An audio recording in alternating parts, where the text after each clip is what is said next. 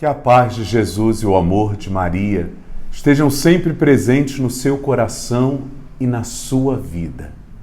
Hoje é terça-feira da quinta semana do tempo comum. O Evangelho de Marcos está no capítulo 7, dos versículos de 1 ao 13.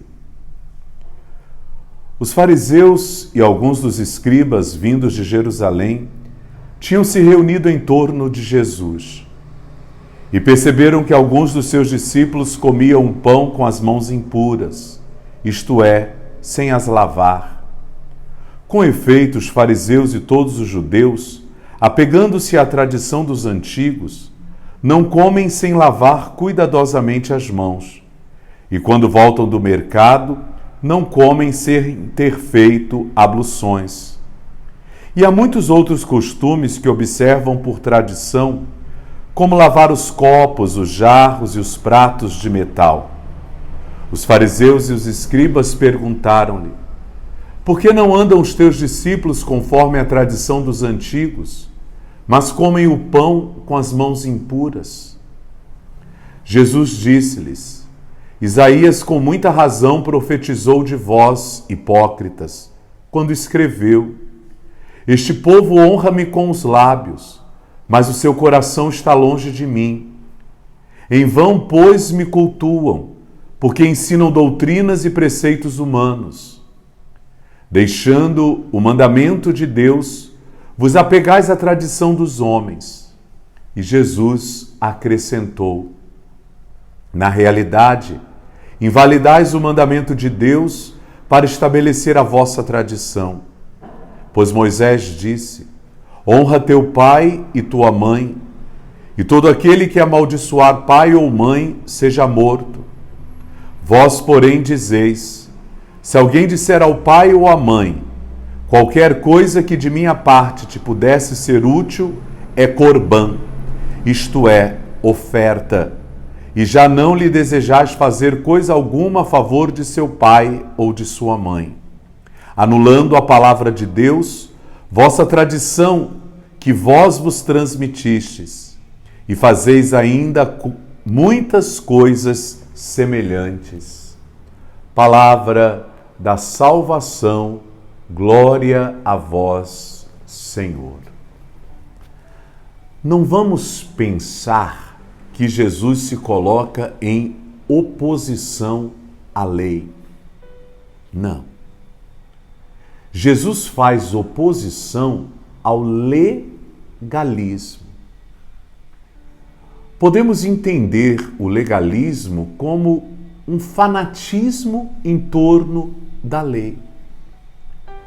Colocar a lei acima da vida, acima até mesmo dos mandamentos.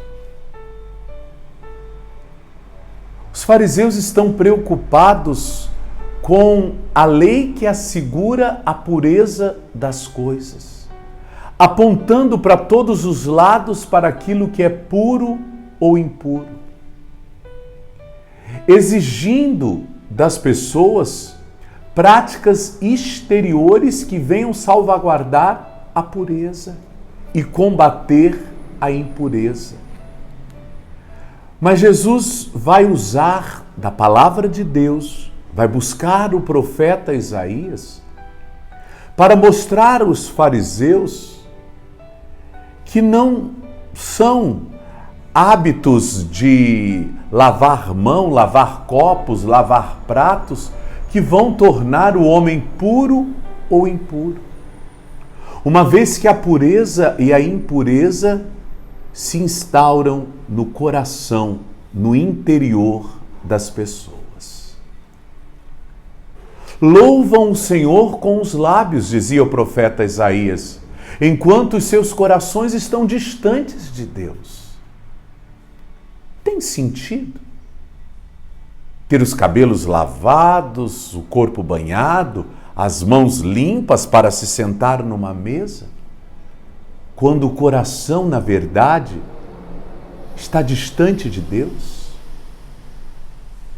Não podemos jamais nos esquecer que o Deus a que servimos e que queremos, de fato, adorar, cultuar por meio dos nossos gestos, Ele conhece o nosso coração.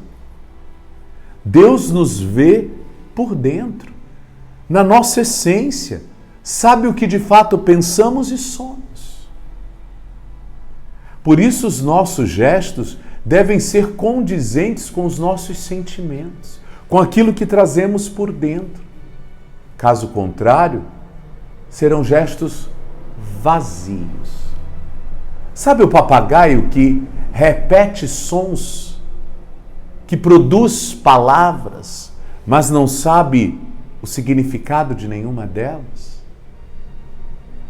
Assim são muitos daqueles que vivem da exterioridade e não conseguem levar a religião para o interior, se transformar por dentro, para depois começar a ter atitudes que levem esta pureza para o mundo exterior.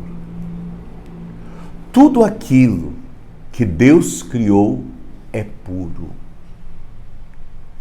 Tudo aquilo que Deus criou é puro. Porque a pureza está na essência de toda a criação. Jesus mostra-nos hoje, por meio do seu Evangelho, que se a gente quiser um mundo novo, é preciso que renovemos o nosso interior. Pois o mundo exterior é consequência daquilo que trazemos no nosso mundo interior. Quantas vezes a gente quer mudar a vida das pessoas quando somos incapazes de mudar a nossa própria vida? E aí as pessoas, percebendo que não somos aquilo que queremos que elas sejam, elas se voltam contra nós. Eu lembro aqui de um pai que chega em casa sempre embriagado, que agride a família, e que agora quer corrigir o filho que brigou numa festa porque estava embriagado.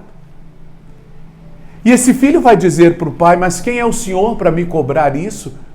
Se a vida inteira o senhor chegou embriagado e nos agrediu. A minha mudança tem que acontecer primeiro, se eu desejo que outros mudem também. Porque aí a minha mudança serve de testemunho. E o testemunho passa a ser um agente motivador na transformação, na conversão do outro. Jesus se opõe radicalmente a toda lei injusta, como é a lei de Corbã. E com isso ele mostra com que muitos fariseus, muitos líderes religiosos, se utilizam da lei para bel prazer, burlam os mandamentos do Senhor e criam leis que vão de fato assegurar interesses particulares, como é a lei de Corbã, que diz que se você consagra a Deus uma propriedade ou uma certa quantia em dinheiro, você está isento de cuidar dos seus pais. Olha que ponto chega uma lei. Você não precisa cuidar do seu pai se você consagra a Deus uma terra, uma propriedade, uma quantia em dinheiro. Quer dizer, aquilo que gera lucro para o templo te inocenta do cuidado com os pais. Mas quando o mandamento da lei de Deus falou isso? Nunca falou. Mas falou que devemos honrar o nosso pai e a nossa mãe. É isso que contraria o coração do Mestre. Deixar de lado os mandamentos e criar leis que venham em benefício próprio.